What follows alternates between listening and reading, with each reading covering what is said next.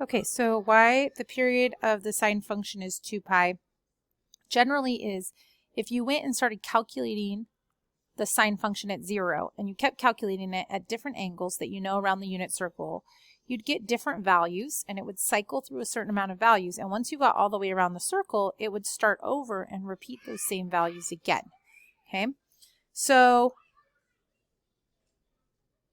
graphically, when we look at it, a period is how long it takes a function that cycles before the function starts repeating itself again. So what we're looking at here is that the function goes through all these values, and notice that once it gets to 2 pi,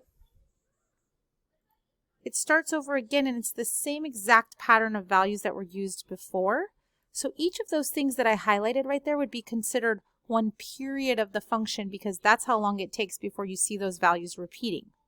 The way you find the actual measurement of the period is to know how long that took. How many x values did it take before it started that repetition?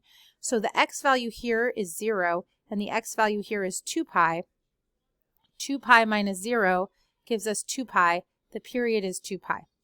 You could have used this as a starting point and this as an ending point, and that would be 4 pi, because that's where the end is here, minus 2 pi, which would again show you that the distance for one cycle is 2 pi.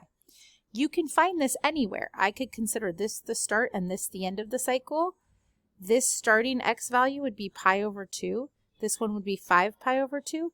If I do 5 pi over 2 minus pi over 2, I get 4 pi over 2, which again reduces to 2 pi, because that's how long it's taking this function to start repeating points over again. So the meaning of period is how long it takes a periodic function or a function that cycles to complete one cycle before the cycle starts over again.